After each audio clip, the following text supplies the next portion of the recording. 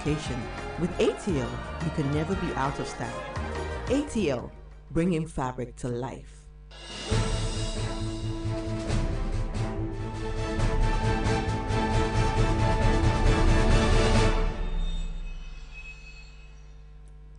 Welcome back to the show. Today we are reviewing my Angelou's Mom and Me. No, Mom and Me and Mom. Mom and Me and Mom. Yes, this book. And like I was saying before, guess who's back on the show, huh? Guess who's back on the show? Why are you giving me the side eye? Gosh. You deserve the side eye and more. Hilda, where have you been? Seriously, Where have you been? I've been around, just coasting. You've been coasting. I've been coasting. I think I was just I needed to take some time off to work on myself, you know. Yes. That's good for something. yes, just work on myself, you know, find my true purpose in life. Yes, it gets deeper. But I think we'll talk more about that later. But no, yes, I'm back. That right. No, there. we'll talk about that later. The viewers need to know. Gosh, Emma. Where have you been? I've been around. I've been around. In this deep, you know, very deep exercise of self-exploration, you know, okay, we'll talk about it.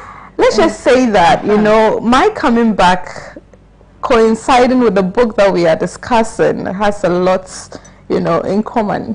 Yes, because I mean, reading this book, it spoke volumes to me. And it just sort of emphasized the path that I'm on now. Hey, I can't wait. I can't wait. And of course, we get to meet Ekua. Forgive me. I mean, we got a little glimpse of you last week on the show. That's with you and Blaze. But we didn't get to know you. So, Ekua, please, tell us about yourself. Okay. Hi, everybody. I'm Ekua. I am a doctoral candidate. I'm studying literature, research in African American and Caribbean literature with its links to Africa. And so this is one of the books that, the author is one of the authors that I've always loved. She's been an inspiration to me from the very first book I read right down to this one. So it's taken me about 7 years to get to this one. I read the first few in, I think, a year, and then took a break, and then came back to this just this year. I'd say I'm a lover of all things books, literary.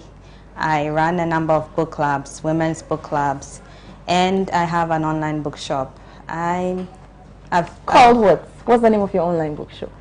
Well, I'll tell you that later. I'm revamping it, so I'll tell you about that later.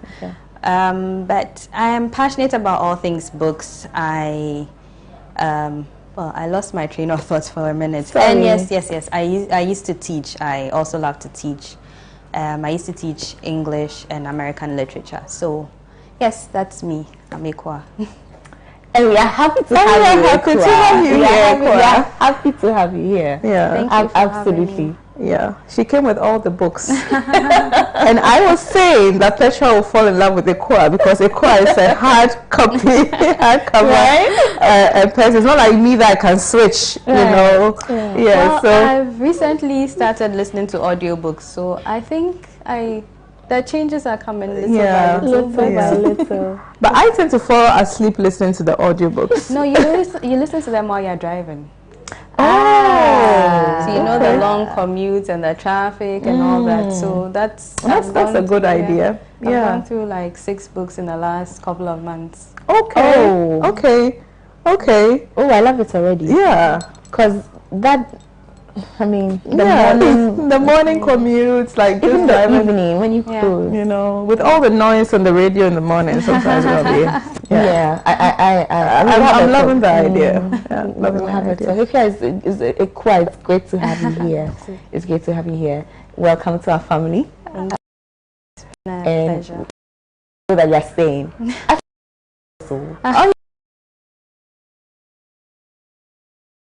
Yay, yay, yay. Okay, so let's start with our conversation of Maya Angelou. Maya Angelou. You know, and I'll let Hilda start. I think you are more extensive about this. Considering you're giving yourself 7 years. Actually, so Maya. Okay, so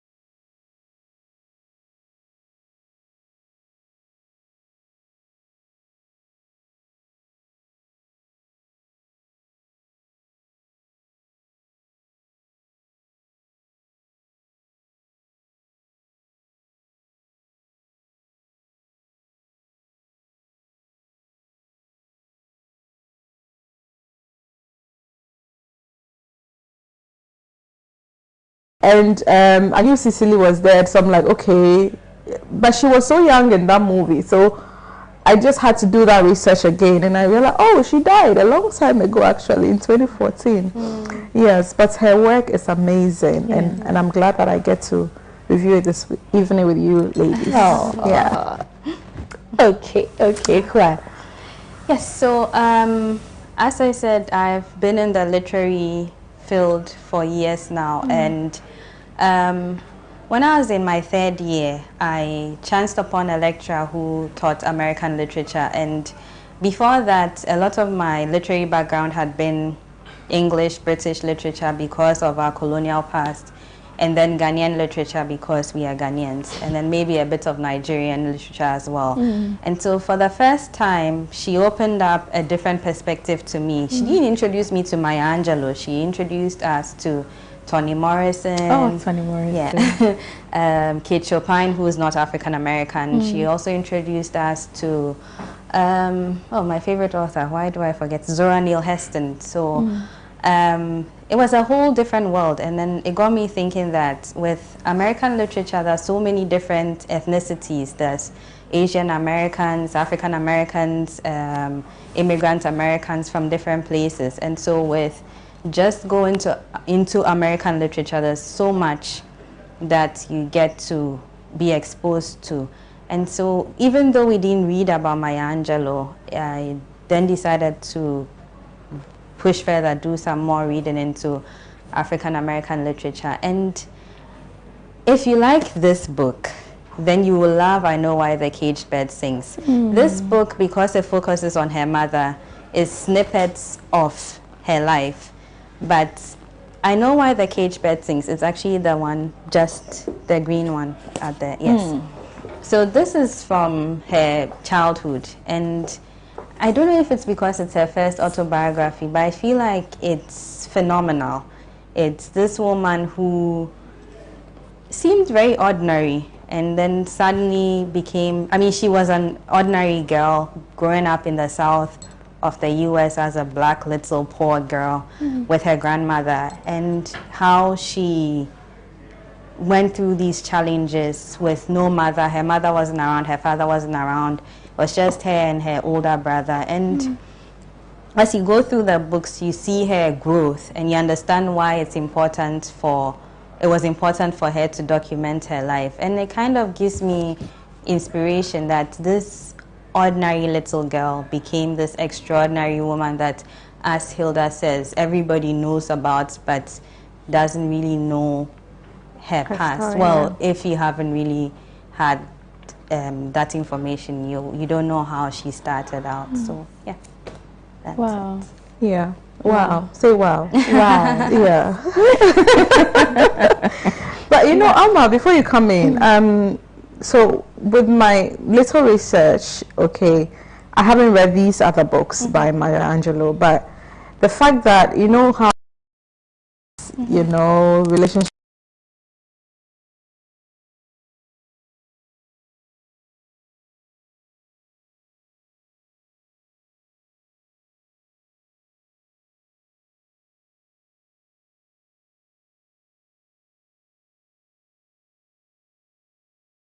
the way she did.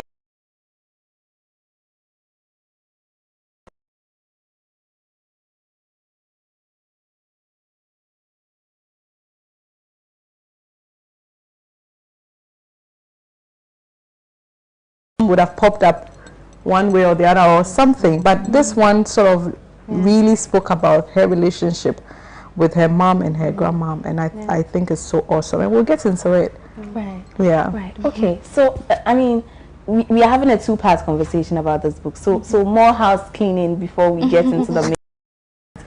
So and I caught on to something that I'm not sure if it was Hilda or Ikwa, if it was you who said it. The book being, you called it something fictional Autobiography. Fictional autobiography. Yes, you'd have to explain that. Okay, so when you read the book, right, and then you read what Wikipedia has chronicled about Maya Angelou, they don't really add up. Okay, so whereas you have most autobiographies being so strict,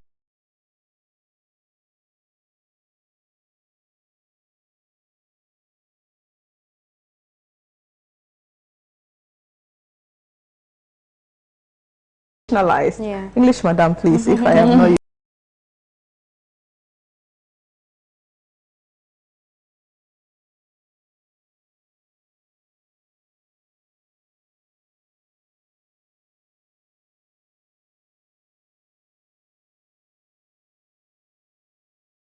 Autobiography.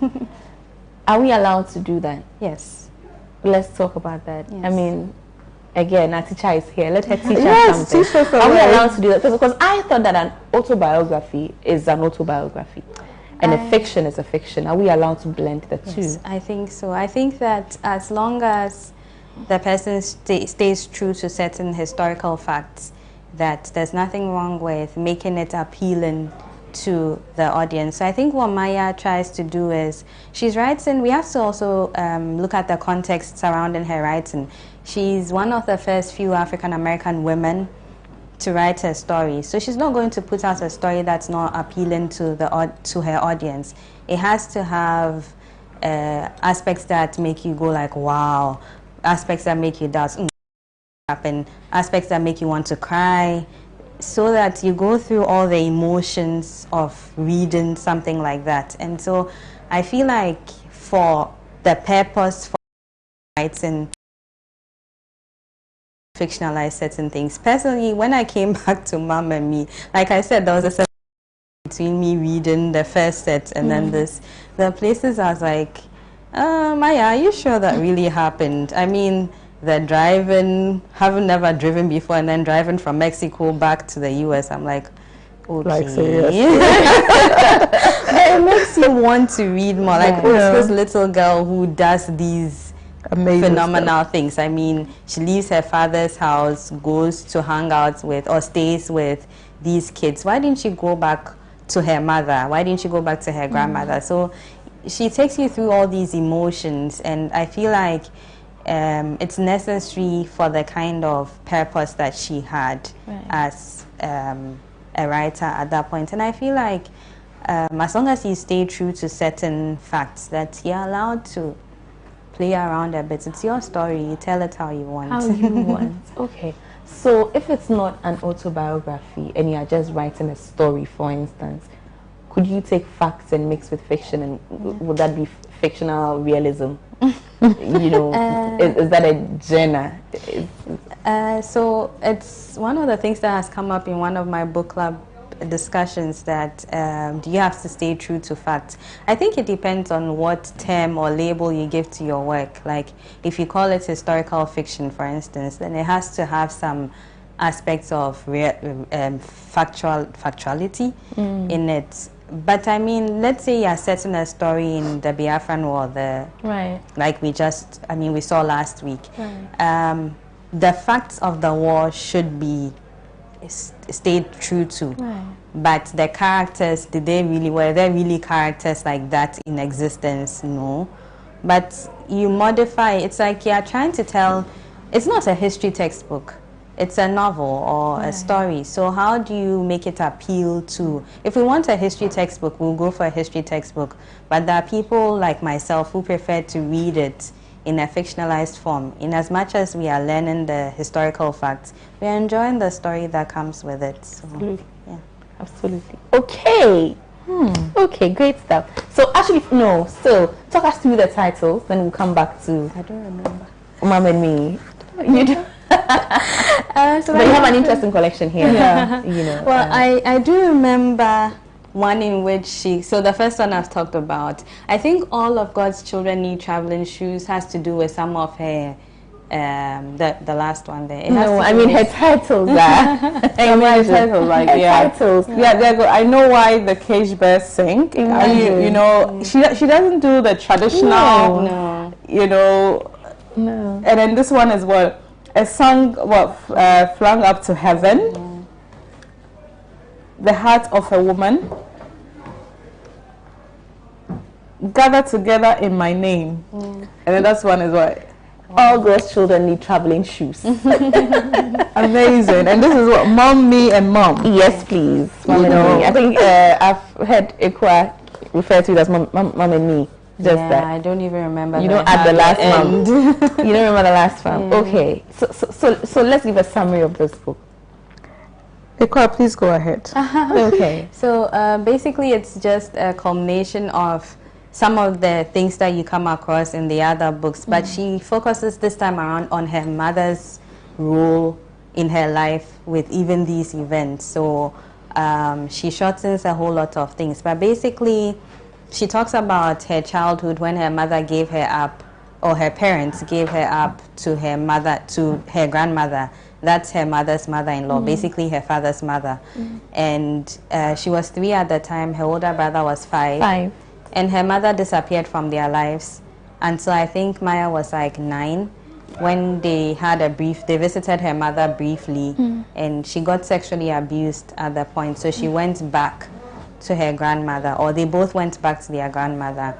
And from that, how eventually they came back to their mother, who at the time hadn't been in their lives for like 12 to 15 years. I don't remember how. I think Maya was 13 when they went back.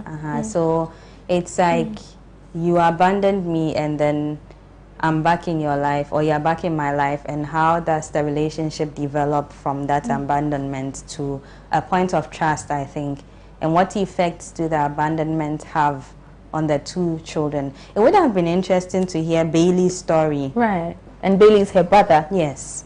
How he responded to the abandonment. He seemed to be more eager to bond with his mother, to re-establish the relationship.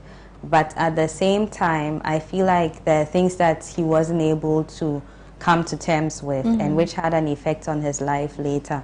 Whereas Maya was a bit reticent about starting the relationship with this woman who abandoned her. And she took her time getting back into her letting her mother back into her life. But eventually, when she established that, okay, this woman is the real deal, that she made her peace with the abandonment, more or less, and had a long relationship with her until her mother died. Right. Okay, so back to the image of Maya. You know, and the image of Maya that you get from listening and reading and watching outside of her writings, her actual writings, is one of it's dark. There's rape, there's early motherhood. Yeah. You know, I dare say there's prostitution. Yeah. Right? You know, so when you read around Maya, and there's exotic dancing. When you read around Maya, and you don't actually read Maya, there's an image you get. To be honest with you myself, I fail to even connect the image with the person. Yes. Would I be wrong? No. I always struggle. I find it very hard to connect her image and her person. Anytime I watch her interviews or her, just like, how is that possible? How is that her? You know? So I get what you say clearly, forgive me, about that. Does that inform your attitude to the book before you even read it? Or do you just, you know, because the minute I hear autobiography. Well, I think that basically if you don't do a background search or research of Maya before reading the book, it will be best. That will be the best way to read the book. My advice to anyone who is yet to read it, read the book. Spoiler alert, did I just not spoil it for them? Just read the book, you know, because some of us tend to try and then, you know, find a balance, a picture, you know, so you're trying to add up and everything, and it will not add up. So just read the book, love the book for what it is.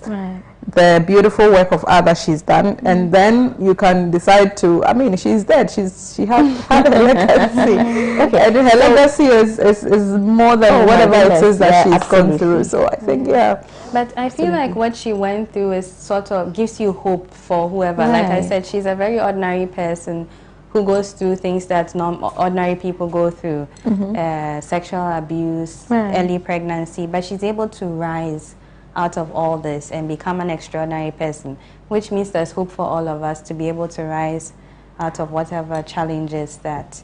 But you see, that is what the book is about. It's not she being able. It's the enablers around her. Because if it was left to her alone in this book, I don't think she would have risen to any height. So in talking about this book, we really need to talk about the enablers around us, around who do you keep around you? Who are your support system? In raising your children, what are you telling them? Are you an enabler or a disenabler to them? You understand? Wow, we're taking us straight into themes. No, and I thought we're reserving themes. No, but I just wanted to establish this point because you see, it would be very easy to just generalize it and say that, okay, there's hope for all of us. But because she also went through this, she also went through this, so I can also do this. But then there was a strong factor, and that's why she needed to put this out. And that strong factor was her grandmother and her mother. And through the two of them, made her who she became. So I need us to have that balance whilst we are discussing, appreciating it. Can I just say, I think you raised a very important point. I just recently listened to Shonda Rhimes, her year of years. And she talks about this thing. She talks about something very funny about how Tina Turner's hair is like always glam. And she thought that was Tina Turner's hair. And for years, she was trying to make her hair look like that. Until one day, she finally went to the salon and was told that, oh, that's a wig. And so she's like, why did Tina Turner make me feel that this is how her hair is? And that basically, it was an analogy to say that sometimes women make it seem like we can do it all. We are mothers, we are career women, we are this, we are that. But we don't tell people that we have help. You have a helper at home, you have your mother who comes around to help you, you have your mother-in-law taking their kids when you're running around. Basically, women cannot be in two places at once. So every time you see me at this business meeting or taking a break somewhere, there's someone else who's helping me out at home. Or there's a helper, a nanny, a husband, a mother who is helping. So I think you make a very interesting, a very important point that it's not just her, but she has a support system around. there's a backstory. There's to a every backstory. Yes. Yeah, there's a backstory. Yes. You know, a backstory. yeah, And it's normally important that we tell it. front view, but then there's always Yes. there's always a backstory. Okay, so I was introduced to this book by Hilda. Hey. And, you know, but I'd like you to tell the stories of how, you know, what is it that drew you to this book? So, my English madam, sorry, my new name for her. You need to start this. You need to. It's a good name, I mean. I don't know. No, I find it so fascinating, okay? So this is the second person I know that is doing a doctorate in English. Charlie, my first degree was in English. For you to do a doctorate in English, I have to greet you morning, afternoon, and evening. No. I mean, the language itself is a lot. And you are even going further into it. It's an admiration. Yes. You know. So I recently joined this book club. It actually came from the back of, we were reviewing this book. What's that book that we're reviewing? That we spent like 3 Secret Wives of the City's Wife? No. We reviewed this book. You reviewed it in February. The book clubs, I mean. Oh gosh. I think I know the book Is you're it the talking about. returnees? No, the one that we Amma, you and I were at it. Yeah, we're really at it. Oh gosh. Oh dear. It just escaped me. This girl, the seamstress. The seamstress. She goes and gets married to the rich guy. Peace Media's book. Yes, Peace Media's book. His Only Wife. His only wife. Gosh. So we were doing His Only Wife, right? And I posted one of the ads on my status, and then one of my colleagues was like, "Oh, okay, this book we reviewed it." I was like, "Oh." So she just like, we reviewed this book. It's like, yeah, basically, are you now coming to town? I'm like, seriously. So we who is reviewing a book ahead of us? You know, we are the squad.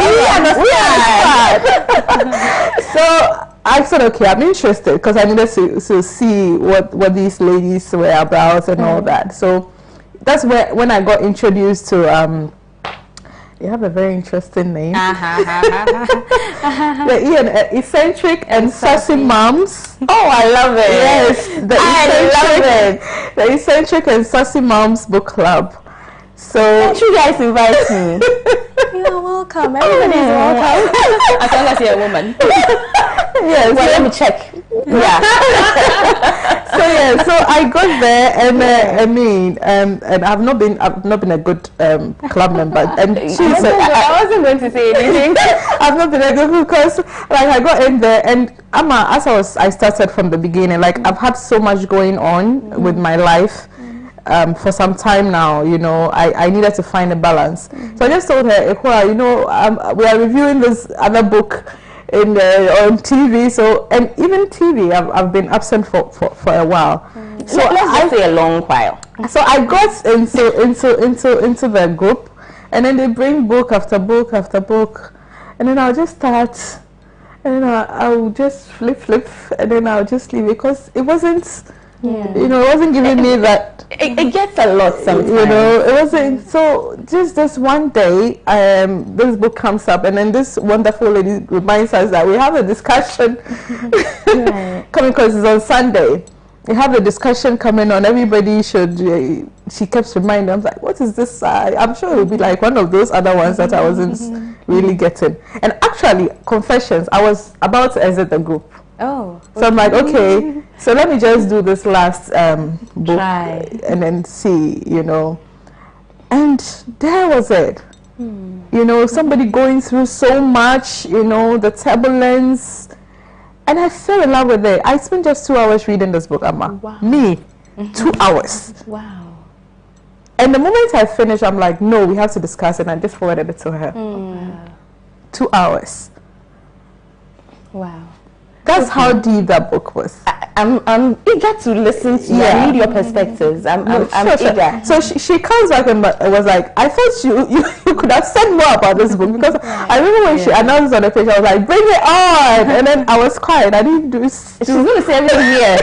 She was reserving it for here. I didn't say anything during the discussion, because Amma, I tend to have a very different opinions all the time from what most people, and at that point I didn't want to generate unnecessary debates about people's opinion, but we'll do it here.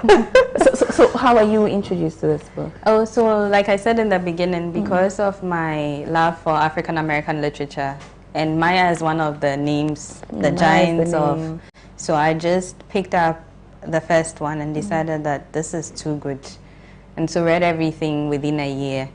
And this I don't know how come I missed this, but I just decided that, you know what, everybody, so we read I Know Why the Caged Bird Sings in the first Mom's Book Club. The one you're in is the second one, and I felt like, okay, it would be a good idea to bring in another Maya Angelou book, but not I Know Why the Caged Bird Sings, maybe something different. And it's interesting, everybody loved the book, even more than I did, which is, I would say that, which is why I feel like you should have brought up your dissenting views, because personally, I didn't love it as much as you all did. This is my favorite, Maya Angelou. That's because you read all. So I feel like... So we have a lot of work to do, ladies. Yes, a lot. Because we have a lot of more exciting books ahead of your seat. Okay, so lead the conversation, Hilda. What is it about this book that was so fascinating you could finish it in 2 hours and want to have that conversation again, even after doing justice to it with your sassy mom? Yeah, eccentric. Yes, eccentric. We'll talk about that later. So for me, I've always had this relationship with my mom, where I felt that like she is like everything to me, and but we don't always agree. You understand? We don't always agree. And when I started reading this book, it gave me another perspective also about parenthood and knowing when to ask for help and knowing when to be like, I can't do this anymore.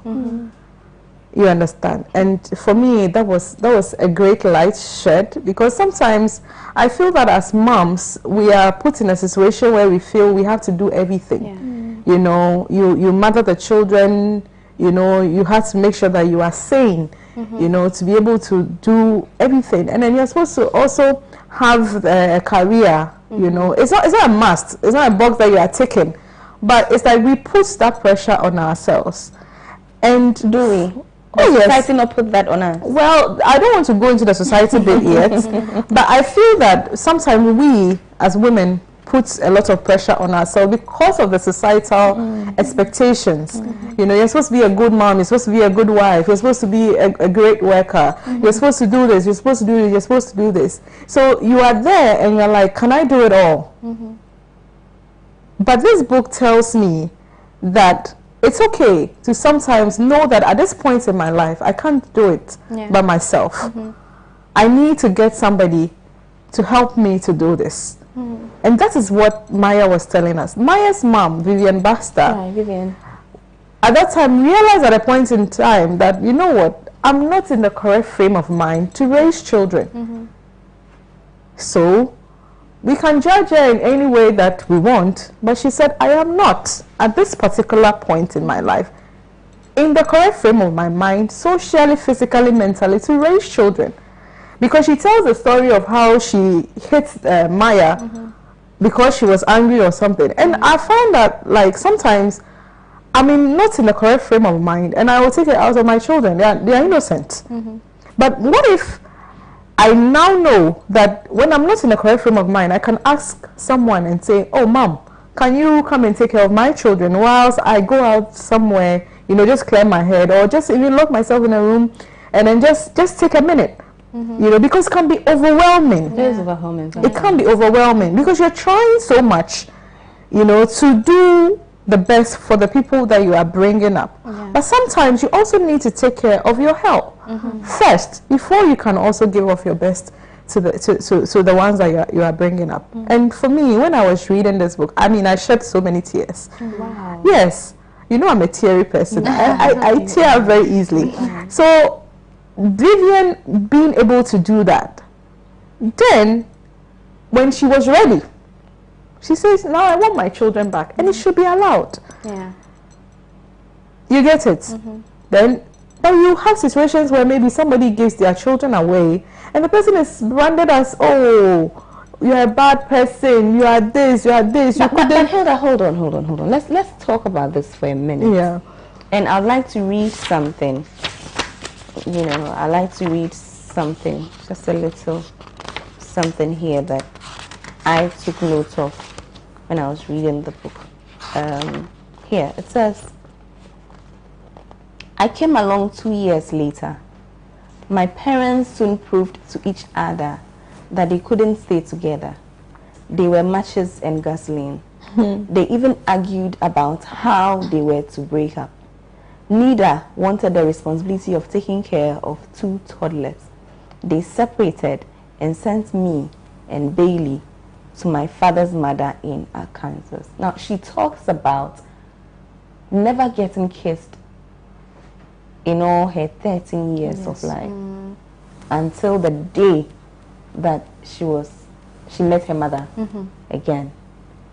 So, in as much as I appreciate what you are saying about I'm a mother and right now I'm not in the right frame of mind and I want my kids away from me, and when I'm ready I want to go for my kids, a part of me is screaming right now, no. Because my child didn't ask for this. Because, you see, I feel that, and that's what makes motherhood so difficult. It's, for me, it's the responsibility to the children that you have now given birth to. And that's the whole point. That's what makes it difficult. Yeah. Yes. So I should at no point have the luxury of saying that I've had you, but right now in my life, I'm taking you away.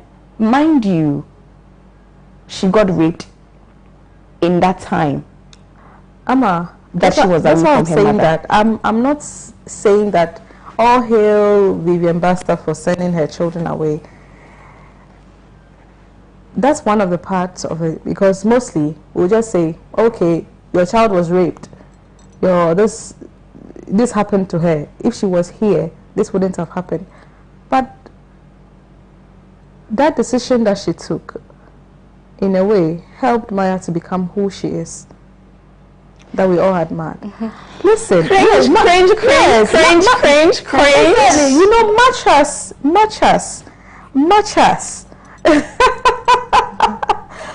as no, and I'm not sitting here. I mean, there's no way I can even send my children away anywhere. But for me, that was a bold decision that somebody knew and had to take. You understand?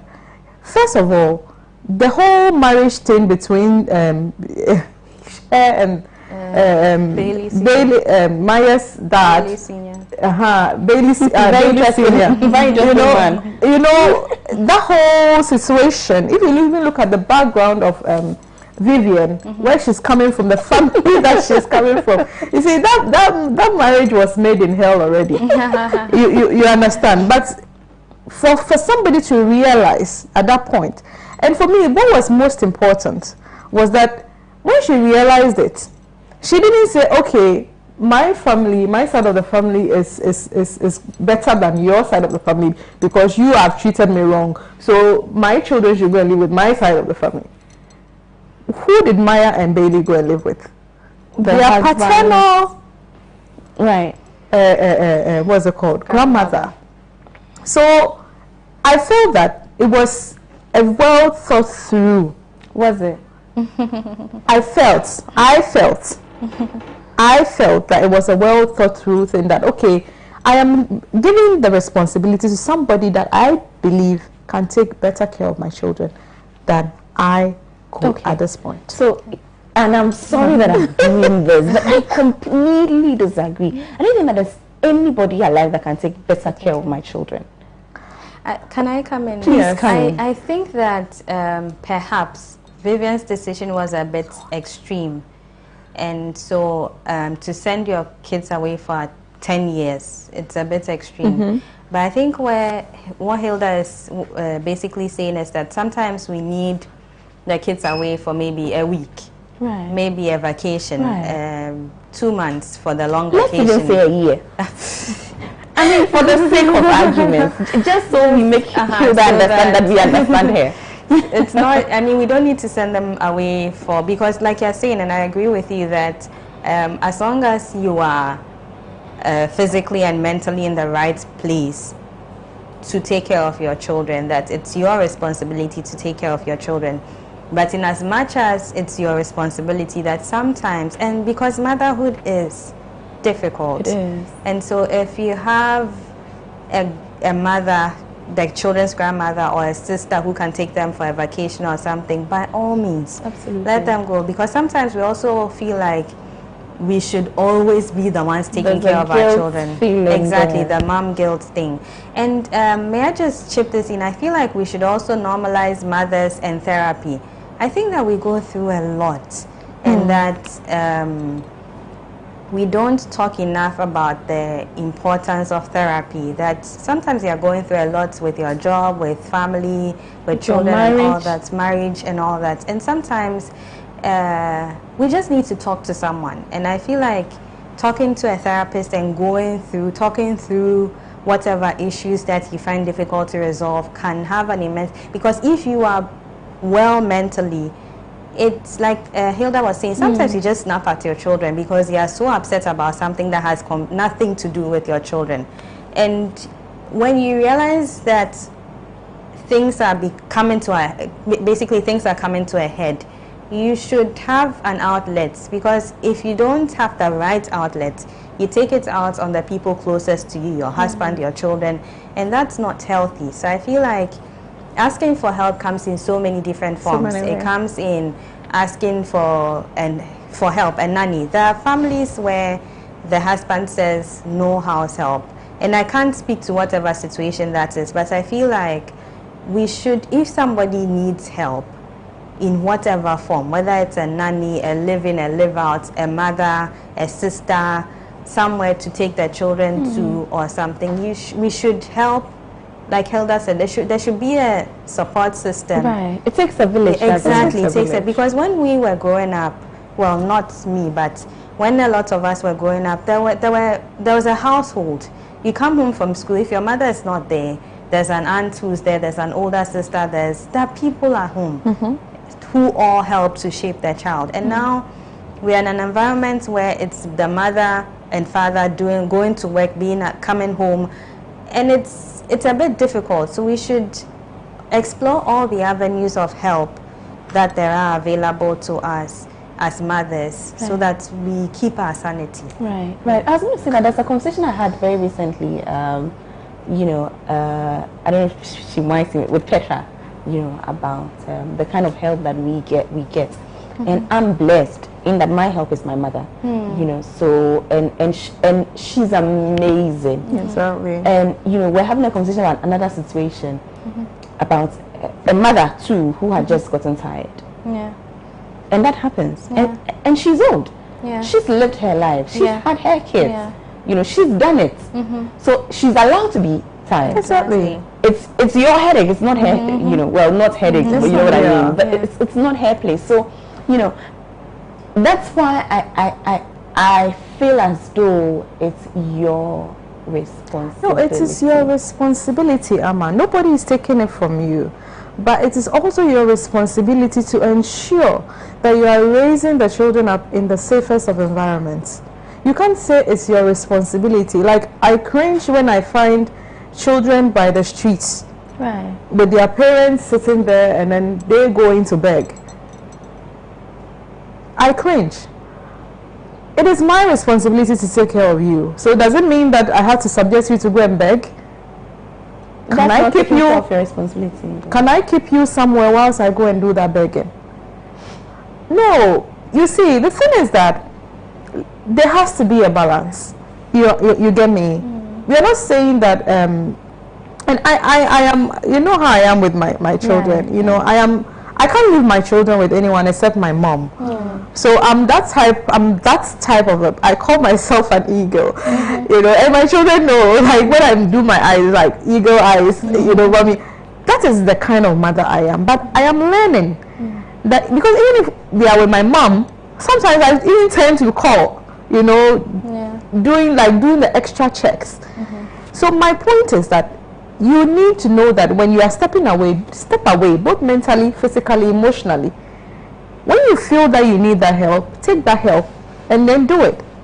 We are not saying leave your children for what this woman did. We'll come to that one. And I want to be here. We are here already. We won't come. We are here. We are here. What this woman did is because it's a bit much. The way that, you know, because the children felt abandoned. Yes. We are not working out, so none of us will take on the responsibility that we created. And for me, that's a problem. And it was done in such a way that the children knew that they were not wanted by either parent. Exactly. You know, so this is, I mean, they couldn't even take them to their grandmother. To leave them on a train. They 5 and 3 years old. The train. I thought it was extreme. So you see, this is where the whole fictional autobiography comes in. No, I don't think that was fictional. No, because when you read Wikipedia, the first time that they went to their grandmother, their dad took them. That's the story on Wikipedia. Right. Really? Yes. When they were 3 and 5, their dad took them. Yes. So that part was not stated in this book. I'm sorry. And it's also not, because Cage Bird says the same thing. And I was going to say that, so, I mean, and forgive me, reading around here, that sense of abandonment is very clear. Yes. Oh, yeah. Yes. She feels that she was abandoned. She was abandoned. Right. Yes. But I'm wondering why somebody would make up something like that and hold on to it her whole life. I feel like even if her dad took her, it doesn't matter who takes you, really. Even if her mother took her and stayed for a month and left, that sense of abandonment, they were still left. Especially because they were still left. They weren't visited. Their mother didn't visit them. She didn't know her mother. She didn't know what her mother looked like. But the boy who knew what the mother looked like, how did he also turn out? No, but that's precisely it. He left. I feel like the ages at which the children were left were such formative ages that for the girl has no memory of her mother, and the boy that has a memory of his mother, a very powerful memory of his mother at age 5, she's gone. I feel like, how do you that's when they've connected, isn't it? How do you even rationalize always seeing your mother and suddenly not seeing her again? And that's the trauma of death. So why artificially engineer such trauma? So it's good that you brought in, you know, it's good that you brought in that whole traumatic thing. So the discussion then goes to, what could they have done differently? At least visit. I'm not saying whatever situation. I applaud Vivian Vivian and Bailey Senior for deciding that it doesn't work out, which is the wrong thing that a lot, especially in our society, we stay married. I'm not preaching divorce, but we stay married sometimes in situations that are toxic, and then it ends up being toxic for the children as well. Exactly. So I feel like she did well. They separated. But I also feel like even if you took them to, you feel like the best or the safest environment, you can't completely cut ties with your children for 10 years. That's a lot. I thought it was 13. No, it's 10. It's 10. 10.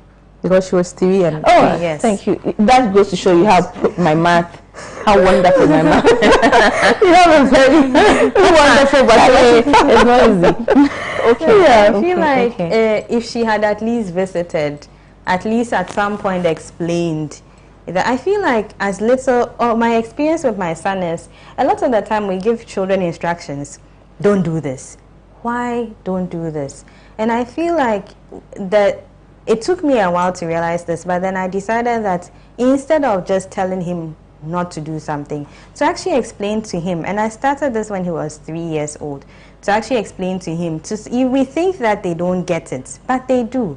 Just explain to him, this is how I feel. Like, Mommy, why are you so, not angry, but then so high-strung in the mornings?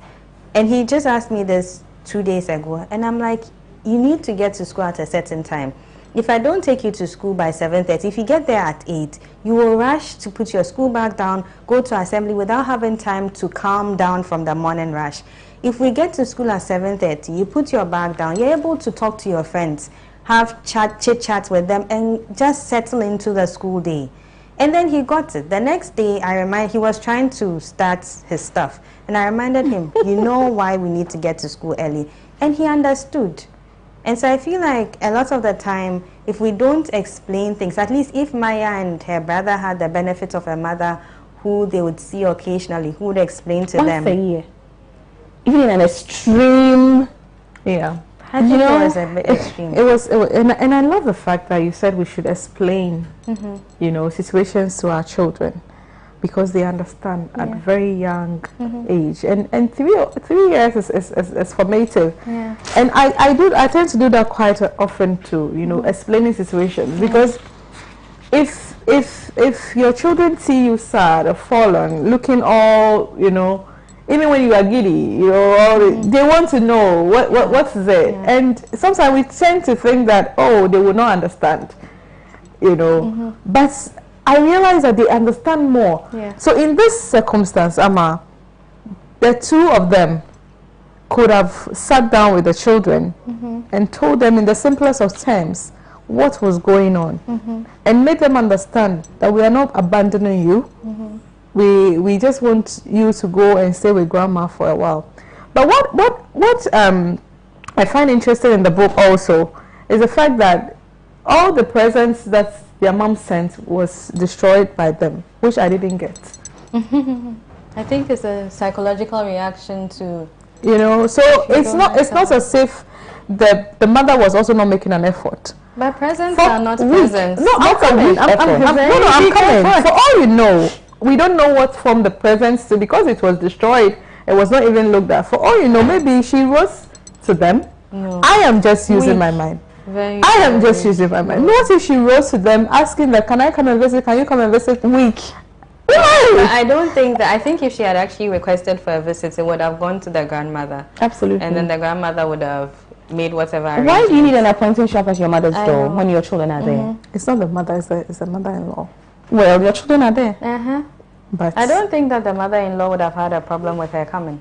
Because, correct me again, it's the mother-in-law who actually instigates they are going back to their mother. Yes, that's true. When she realized Bailey was beginning to get into some trouble, you know, with the whites, you know. So basically, the one who says it's time to go back to if she hadn't done that, then they would have lived in Arkansas their entire lives. And then they wouldn't have gone back to their mother. Can I please read this? It says here, and this is on page 12. She kissed me. I had not received one kiss in all the years in Arkansas. Often my grandmother would call me and show me off to her visitors. This is my grandbaby. She would stroke me and smile. That was the closest I had come to being kissed. Now Vivian Baxter was kissing my cheeks and my lips and my hands. Since I didn't know what to do, I did nothing. That just saddened me. Why? Can we talk about upbringing, the different types of upbringing? I'll tell you a story. The guy who does my parents' laundry, I was having a conversation with him, you know, one time. We're getting into it about marriage and all of that. Hey, goodness, am I allowed to tell the story? And he was telling me about, and he's a married man, you know, he was telling me about how, you know, some random lady had hugged him. And this was the subject of our conversation for hours. He was so excited. And in his exact words, he said, Mommy, oye mia too. And he couldn't stop talking about it. Mommy, oye mia too. Oye mia too. And I just thought, has this guy been hugged before in his life? I just, for me, I was just like, you know, because we take a hug for, like, what? Yeah, we take it for granted. Right? And for him, and this is a grown man, way above 40. And it's like he's just experienced a hug. That's a married man, by the way. You know? So, I mean, it might seem so little, but it's such a huge thing, isn't it? That I mean, what's a kiss? So that you kiss your children, don't you? Yep. And some are getting old and they'll say, "Mommy, don't do me moi." Don't do me moi. But think about it. Yeah. She didn't know what to do. She didn't know how to react to being kissed. You know. Why put your children through that? Yeah, but then again, let's not just you know, because yes, but you kiss your children. I give my children more. But it's not everybody who relates in that personal way. The grandmom was touching her, stroking her. That is how the grandmother also showed affection. But Hilda, I don't think that it's so much the kiss, but even the discomfort of her mother's presence, that she's not used to. Yeah, so let's not dwell on the kiss. That's what I'm trying to say. Because there are different ways of showing affection. Her grandmother did her best. You know, I mean, because she took her time to talk about it, that's why I'm also taking my time to, because there are different ways. She didn't know of that one. She only knew of this other one. But what I'm saying is that is the mother's denial of whatever form of affection that she would give, whether it's a kiss, a hug, or a stroke. That's the point, that she didn't have that experience. She lacked that experience. She had another the show off. That's the one I didn't like when I was growing up. The show off, the show and tell. You know, when we're growing up, and then somebody comes to visit, and then they will say, "Oh," then they call you. You know, when you said it was affection, I was just wondering, I said, which type of affection is this one? I really like that at all. You know, do math, because the grandmother would ask her to come and literally throw figures at her and say, "Oh, that's right." You know, I never liked it. No, who child likes that? No child likes that. No child likes that. You know, so I feel she denied her children of something, and you can't just, for me, you can't just sort of be sweeping about it and say that, oh, I needed me time that lasted 10 years. You know, for me, that it doesn't quite. I mean, and I'll say this, it's not something I'm proud of, but I'll say it. I mean, I've missed something I thought was a milestone, you know, for my son. I think his first birthday, because I was in Venezuela. And I couldn't live down the guilt of that, you know. I had to go. Yeah. But even as I was there and I knew that it was his birthday, his first birthday, it was such a big deal for me. And I still think about that, you know. It was his first 1 year. He won't remember it, he won't know it, but I would. Yeah. You know.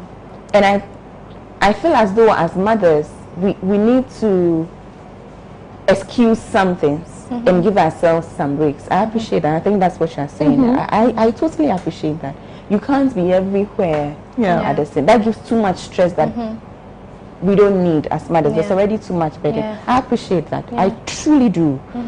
Because I mean, but Amma, before you land, stretch it. No, before you land, a little too much too sometimes. Amma, with the same example that you just did, I hope that you don't spend so much time dwelling on the fact that you missed the first birthday, because there are many more birthdays. You understand? I appreciate what you're saying. Because you see, sometimes we tend to dwell so much in what could have been that we don't seize the opportunity. Let me jump straight into when Bailey felt that he was of age, and he enlisted in the Navy or something, the Marine. No, Navy. Navy. And then he said he was going, and then the mom, he told the mom, I'm of age, and there's nothing he can do. For me, I felt that that's point. That was when the woman should have mothered up, because you see, you have missed, and you have found. It was not an opportunity for you to miss again. You see, she could have done better in that sense. No, I know. You see, let's not dwell so much. The 10 years is gone.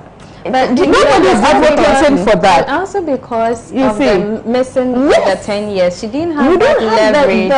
No, but and so what? No, you didn't. No, you see, that is the point. Hilda, but I feel like if she had forced or done anything to deter him from going, he would have ground his heels in. Right. And rather rebel. Right. See, you see. I think she had lost the battle already. No, she hadn't. I think so. No, she hadn't. Did you read The Fisherman? Sorry to bring in another book. Did you read The Fisherman? No, I didn't like that book.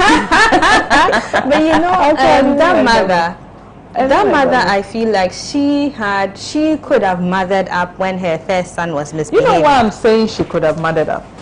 Because you see, when she hit Maya, when she came back with that smile on her face and everything, and then Bailey took her hands and said, "We are leaving." Why did she mother up at that point? She has still lost 10 years. But at that point, she was able to go on her knees and beg and all that. But that's not mothering up. No, I mean, whatever it is that she did, the situation was salvaged. Right. She could have done the same thing. I felt that she focused too much on Maya and left Bailey. Because she felt she had Bailey. You know, Bailey was the one who was always eager for her love. You see. So she thought she had Bailey. And Maya was always a reluctant one. Yeah, so she thought she had to and I think that's one mistake we make as mothers. Yes. And that's one thing that takes attention from the child that's most... how do I even put it, naughty, for lack of a better word, usually gets our attention more than the one that we think is settled down, seemingly quiet.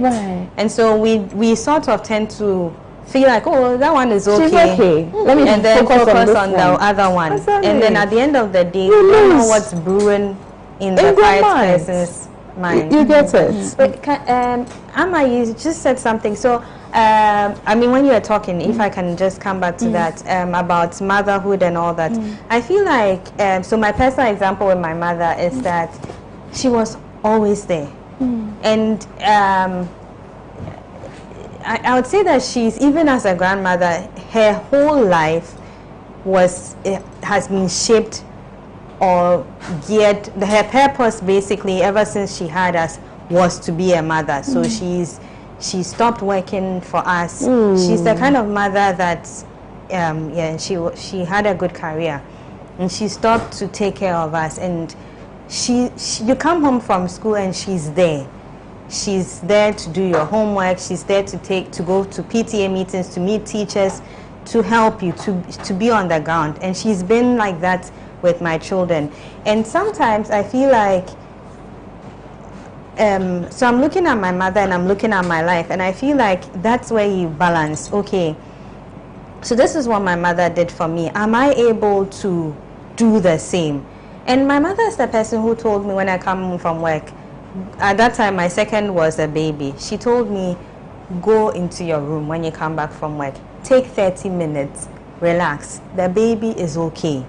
Somebody that didn't leave either of us, my siblings and I. And so through my mother, the same person who has taught me to be there all the time has also taught me to be absent sometimes. Yes, exactly. Like, I can call her on a weekend and be like, can I bring the kids for this weekend? And I hardly do that because I also feel like exactly my responsibility. That's another thing I learned from her. I gave birth to the kids, so my responsibility is to those kids. I need to do, the kids need to be with me. But sometimes it's okay for me to also give them to her and also take some time off to also replenish whatever energies have gone. So I feel like I get what Amma is saying, that at the end of the day, I guess both of you are saying the same thing, that there just needs to be a balance with motherhood. There are times when you need to do the work trip, to take time off, and there are times when you need to be there, present. Right.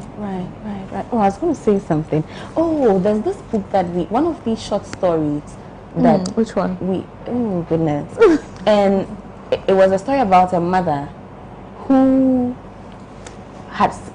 was suddenly forced to look back on her life and was asking herself, where did her life go?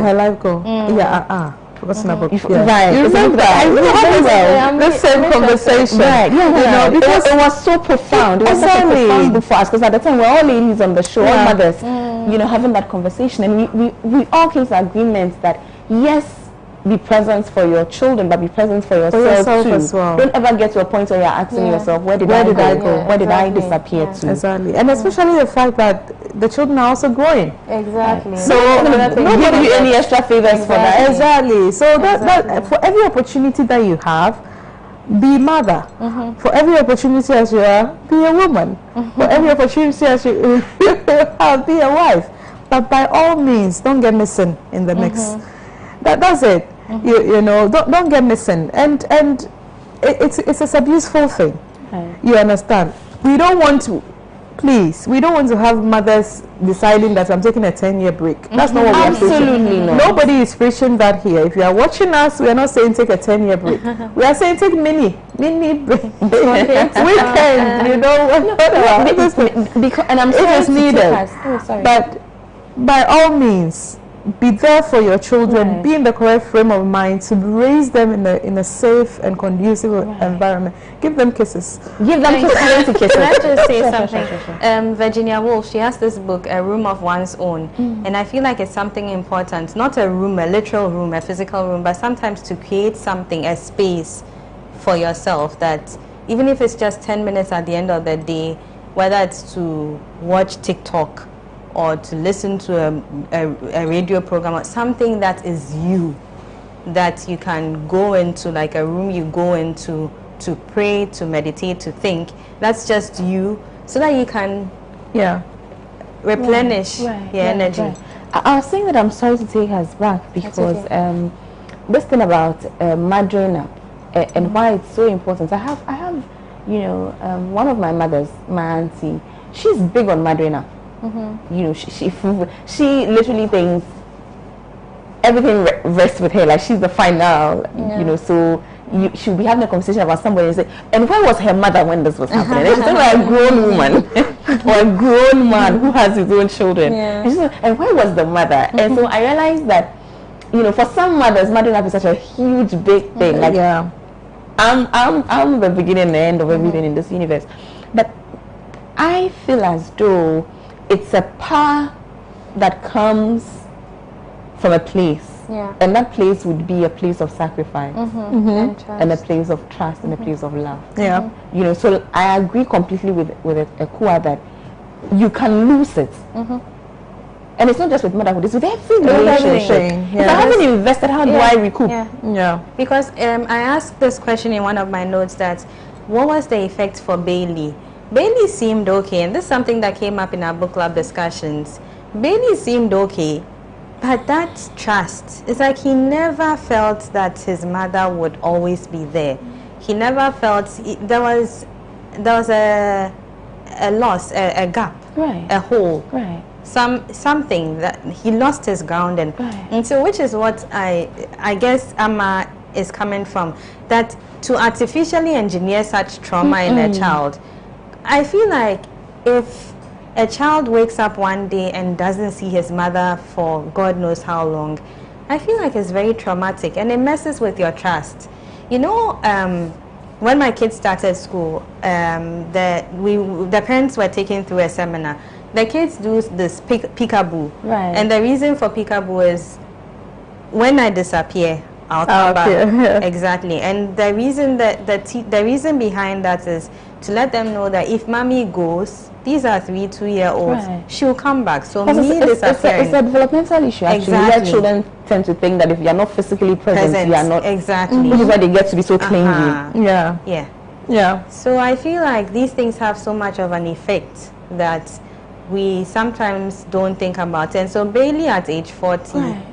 But you see, the point for me is that it doesn't take away from the child's love for the mother. The child could still love you 100, but there's no trust. Exactly. They are not mutually.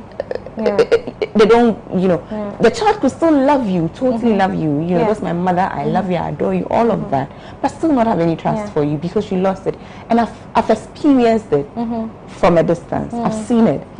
You know, one of my close friends, there was a disconnect with the mother at some point in her life, you know, and when they finally reconnected, that adjustment till today is an issue. Till today, you know. So the mother would, obviously she's a mother, try to, and she'll be like, hey, check yourself.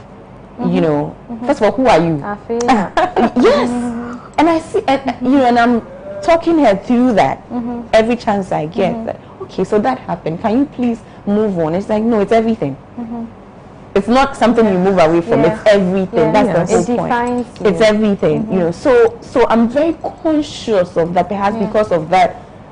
That relationship that I keep experiencing every day, because it's an ongoing battle till today.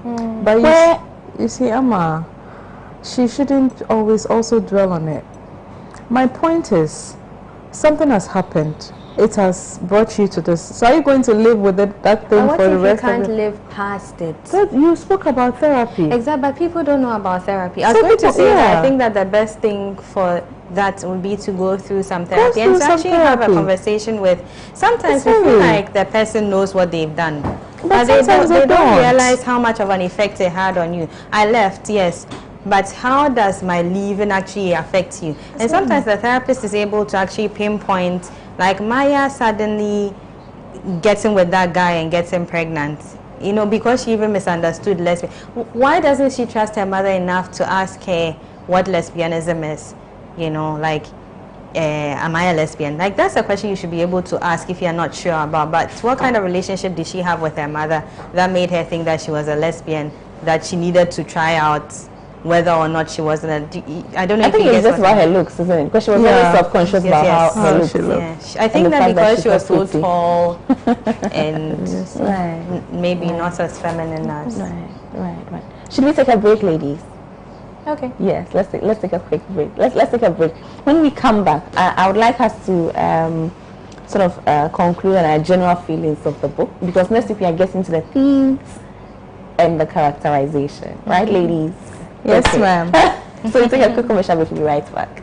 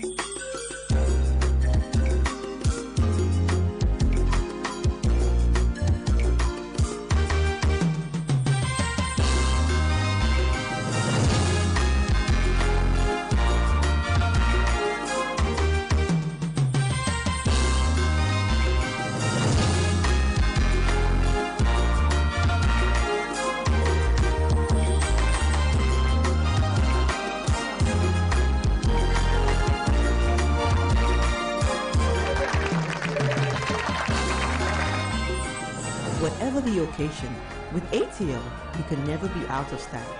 ATL, bringing fabric to life.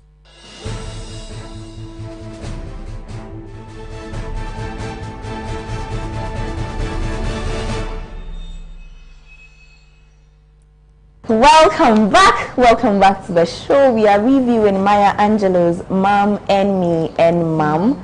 It's an international classic. That's not me saying, it's written right here on the book. I've been doing this with Ekua, I've been doing this with Hilda. Okay, so we are having conversations around the book. Next week we get into the book. We do characterization, we do themes. And so far, Hilda, you still haven't convinced me why you're crying about this book. No, so maybe we just get into the themes, and then you would know why I'm crying about this book. Or maybe you should start with the characterization. Oh, shouldn't we do that next week? I don't know. Let's do that next week. Let's do that next week. I don't know. But when we went on the break, I think we were talking about the fact that people need to know that there's therapy. If they want to do therapy, it's okay to do therapy, because I don't know, but I don't like dwelling in the past.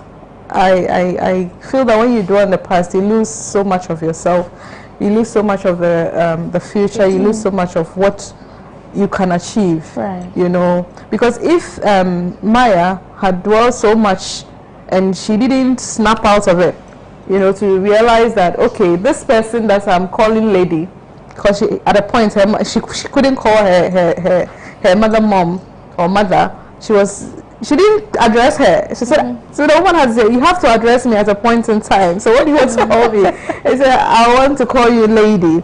So you realize that, and then she got to the point that she called the woman mother. Yeah, eventually. Eventually, and much to her own surprise, you understand. I feel if she had just kept on, with that thing at the back of her mind, she left me. She left me. There's no way I can forgive her. She left me. Was that what it was? No, but you can tend to do that, Amma. You can tend to hold on to something so much that it affects the good things that can come your way. But I feel like, Hilda, that might be a simplification because people are so different and the experiences are so different. If you take Bailey and Maya, same children, same situation, Maya didn't remember her mother. She just knew the idea of the mother was absent. Bailey remembered his mother, and that had a huge effect on him. So I feel like, and sometimes we've even talked about it, how did Vivian try to win back Maya's love versus how she tried to win back Bailey's love? So I feel like there's so many things that go into a person's reaction and progress with whatever trauma that they experience. So it might be easy to say we are not looking at the past or we are moving on, but then also how strong is the person emotionally that they are able to deal with certain situations, and even who are the people around you that are talking to you. Sometimes you have friends telling you, oh Janus, no time I was no, that sort of thing. And even a grandmother, the person who took care of you, oh mommy. Now said time I was no niha, and those things. You are mine. What are the kinds of things? So there's so many. It's complicated. It's a complex situation. It is, but you see, Amma, one of the reasons why I love this show is that we don't just have a conversation. We also try to encourage people, and then so that's what I'm saying. It's not easy. It's not easy. For me personally, I held on to something that my mom said when I was a child for a long time. Okay, so much as my mom is my first person I call, for that thing that she told me, I held on to it, and I realized that it was rather having, a negative effect on me. I don't even think she even remembers that. That's the whole thing. That's so true. So the past is there. When I studied history, so we study history to be able to dwell in the present to what? Predict the future. So if you have that history and you are not using it to be able to dwell in the present and predict your future, then why are you holding on to the history? It's just like saying that this whole country, and every time we are referring to Nkrumah, if we are referring to Nkrumah, don't go there. That's a slippery slope. I know where you are going. It's tricky. And I am going there. I know where you are going. You know why I'm going on that street. No, but Amma, I have a huge problem, and I'm going there. We are talking by Angelou, but I'm going there. We always talk about what Nkrumah did. What does that Nkrumah, knowing what Nkrumah did, how is that shaping our future? Because it's everything today, Hilda. No, but how is it shaping? It's actually about... We are just going to be talking about it, and Nkrumah this, and Nkrumah this, and Nkrumah this. Pick what Nkrumah did. Say, okay, Nkrumah built, what's it called? Tema motorway. I'm going to build 100 motorways. Nkrumah had a vision to do this. So I'm going to step on that vision and then make Ghana, take Ghana from this place to the other. Last week, you guys had a beautiful show talking about having a foot in the door and then making sure that the door opens wider. But if you have a foot in that door and you just sit there and talk about the fact that I have a foot in the door, then how is the door ever going to open? How are we going to bring down that damn door?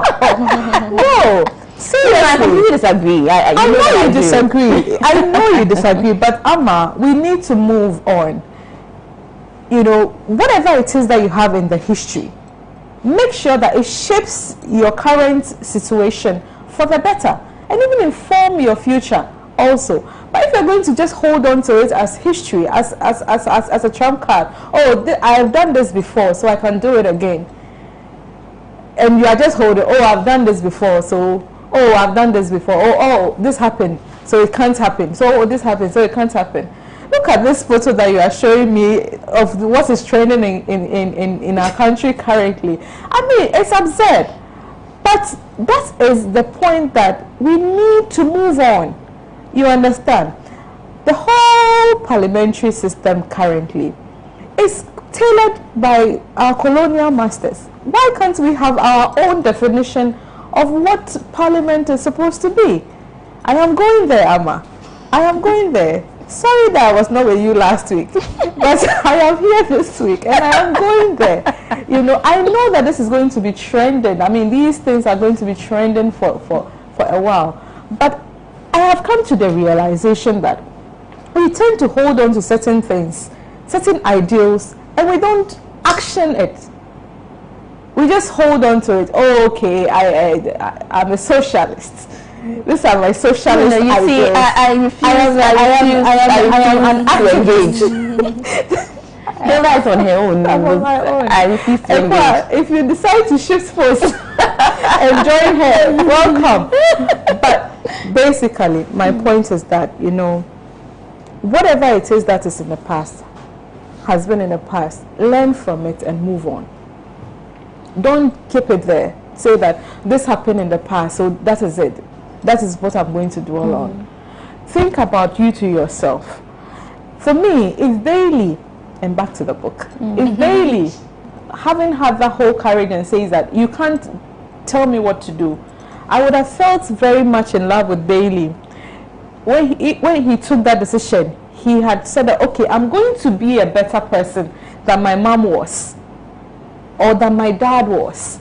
But not go and end up doing drugs and all those things and all that. Can I just have you get like, it, Hilda? But you, that's what I'm saying, that it's more complex than that. That when someone is in pain, when somebody is in pain, right? To come out of their pain isn't just saying that I'm moving on, because pain is also, the psyche is weird. It's like you move on and then the waves of memory and the waves of hurt and trauma come back. So sometimes it takes a strong person to move on. What makes a strong person? The truth is that sometimes you can't even move on. I don't know if any of you have seen those movie on Netflix, you know, Omotola.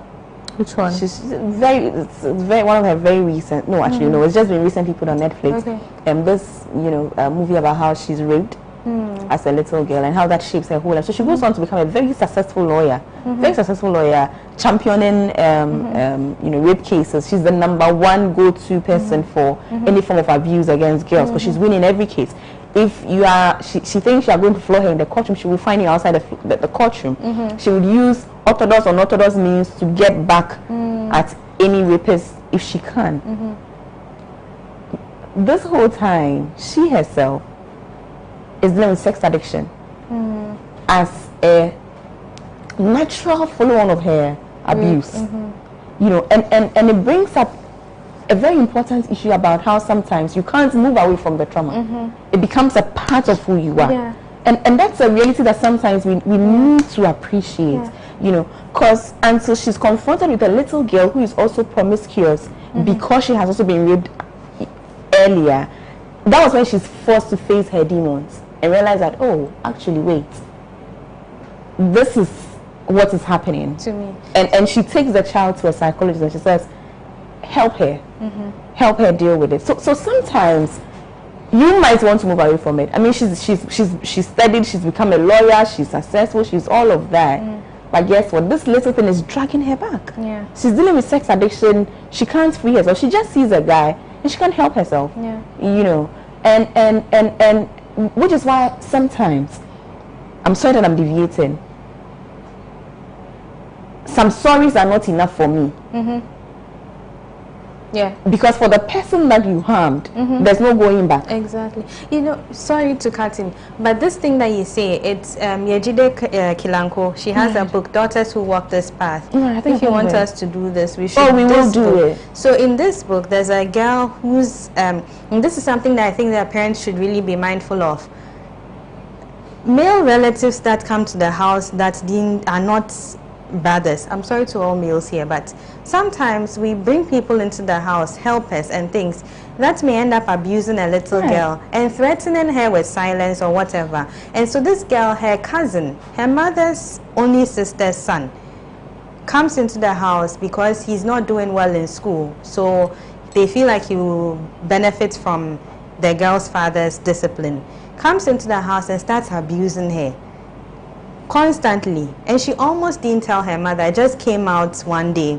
She didn't even expect it to come out. First of all, her parents don't even know how to deal with it. Because a lot of parents, when they find out that their kids have been abused, do not know what to do. They are so embarrassed, so hurt themselves that they cannot even rise up out of guilt. Guilt. So they don't address it. They send the boy away, but do not address the girl and what she's gone through. And now the girl feels like it's her fault that she's been abused. And then it's in the book, isn't it? It's in the book. Yes. When Maya feels that it's her fault, so she became silent. Right. Yeah. So in this book, the girl grows up and becomes promiscuous in uni. And then when she gets married to her husband, cannot sleep with her husband. So this is just to say that there are so many layers of trauma and hurt and pain. And they manifest in so many different... Somebody is raped and doesn't want to have anything to do with sex. Somebody is raped, doesn't want to have anything to do with the opposite sex, but will be a lesbian or whatever. Somebody is raped and becomes promiscuous. There's so many different responses to so many different levels of trauma. So for me, I feel like everybody has a point, but we should just see that people can move on, some people cannot, and it's okay wherever a person is. It's just that you will advise that if you can move on, try to move on. If not, then find a way to deal with it, like through therapy. I was agreeing with you all through your submission until you said, if you can move on, try. If you can't, then see someone. You didn't say that. No, I did before you said I that. added the cope. I added the cope. No, but so she added the cope. No, she added the word that I supplied to what she was saying. Okay, you were saying she should put cope. For me, I've been an advocate for therapy since we started. Right. Yes. So the thing is that there's nothing. You see, the thing is, we've been in a culture that is like you have to keep silence. So even people are abused and they are threatened with keep silence or something will happen to you. And it's wrong. People should be able to talk about what they are going through. When we have organizational challenges, they will say we should do what? A root cause analysis. Why is it that when somebody is going through stuff, you don't take time also to do or psychoanalyze your situation and then know that this is what the root cause of my A, B, and C is, and then you address it. Why do we do that for organizations? Why can't we do that individually? And I'll extend this to, talk about the fact that HRs should include therapy for their workers as part of their HR package. Because you see, people go through so much, they come to work, they go through so much, and if we are able to look at all these root cause, what is making the finance curve go this way and go up and all these things, and sometimes we are not able to really address the people to be able to give up their best, it's also a thing that needs to be looked at. See this thing with Bailey, please, as we are about ending, I feel that sometimes as parents, unconsciously, when you have multiple children, unconsciously, you tend to focus on one, and then to the detriment of the others. But as parents, we need to make sure that at each point in time, know that much as you give birth to all of them and they have your DNA, they also have their own makeup. They also have their own makeup. So we need to take time to spend time with each of them, of your children. When you have more than one, so when it's one, it's so easy because it's like, I always say that when I had the one, it's the beginning and the end. But then there's two, then there's three, And everybody is so different. And we need to take time to appreciate them for who they are. You know, if not, we will end up, you know, comparing unknowingly. It's unconscious. We do that, and it can have, you know, dire consequences or effects of what the and sometimes, you know, as Maya, Vivian took time to get to know Maya and everything, and Bailey being so, oh, I love my mother. Look at how Bailey turned up. So please, the ones that you feel that like, oh, they are also this thing, they also need our attention as well. You know, they also need our attention as well. I want us to answer this question. First of all, what do you think her motive for this book is, and do we think that she achieved it? I think, like Hilda said in the beginning, that it's kind of like she's paying tribute to her mother. Do you think there's something? You seem to think there's more to it. I think that it's more about making peace. Yes. I get a sense of making peace with with who? Herself? That relationship. Yes. I think there was a lot of blame. I don't know, I'm just thinking. And perhaps I think she finally got to a place where she's like, okay, I can, I've worked through. Okay, this is okay now. Maybe she has some closure finally, and I think that's why she did this. I dare say she exaggerated the relevance of her mother. I dare say. No. I think I agree with you. I dare say. I actually agree with you. I feel like, especially, so I was actually telling my husband that, you know what, I actually promised myself I won't say this on TV. I was telling my husband that I've read Maya and I will be the first person to defend Maya. But coming back, I don't know whether it's with a sense of maturity and having some hindsight, now reading this, I feel like she didn't even do justice to the book. And I feel like she keeps looking at her mother as her hero without, she keeps saying, my beautiful mother, this small beautiful woman, and this, she keeps putting her on a pedestal like a little girl who's really looking at her mother as this infallible person without really, I feel like it's not objective enough, if you ask me. I think it's a bit skewed. She set out to do something. She made her peace with the situation, and she wanted the world to make the peace with the situation. To that end, I think she achieved her aim. Yeah, exactly. You know, and you know when we get to the end of the book, when her mom died, that is when, to me, you will say that she achieved her aim. I don't follow. I feel like, shouldn't she have been more objective in her submission? You know, wouldn't we learn more? Wouldn't have brought up, you know, issues? Yeah. It's one thing to make peace. It's one thing to accept a situation for what it is. But then there's just something about telling it as it is. Telling it as it is. She was just fictionalizing it. It's not that fictionalizing I have a problem with. I feel like it's not objective enough. Why? I feel like it's more like it's too much of fantasy. A little bit. Just there's fantasy a though. Little bit. And then there's just too much of how do you deifying basically. Like it's a bit much. There should be to reality. A quality, no, but it's reality. Now I am come back here again. There is reality to the book. I miss. There is reality. I'm not saying that there's no reality. There is, but I feel like she deifies her mother because too much. You see, that is when and she managed to get a. Let's not forget that. Yeah, when she gave birth, but that's because she did. She apparently did so much for the community. I don't have a problem with that. The things I have a problem with I just think, well, yeah, mission accomplished. No, but mission accomplished. That's it. And the book was released, as I said from the beginning, just before Mother's Day in 2013. So yes, me and Mom, she awesomely achieved her aim by saying that these two women played a key role in my life in shaping me to who I am today. I have come to accept that they didn't use the correct means, But at the end of the day, she was there for me when I needed her the most. And I even had to give her permission to die. We'll come back.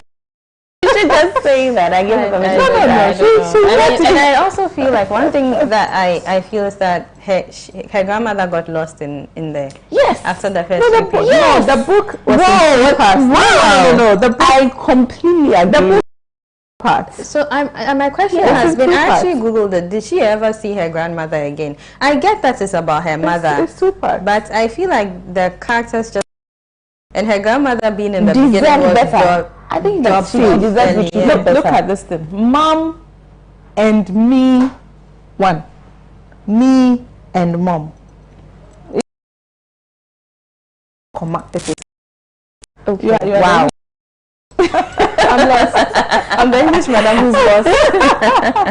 No, I felt that when I read that it's a two-part book. The first part was talking about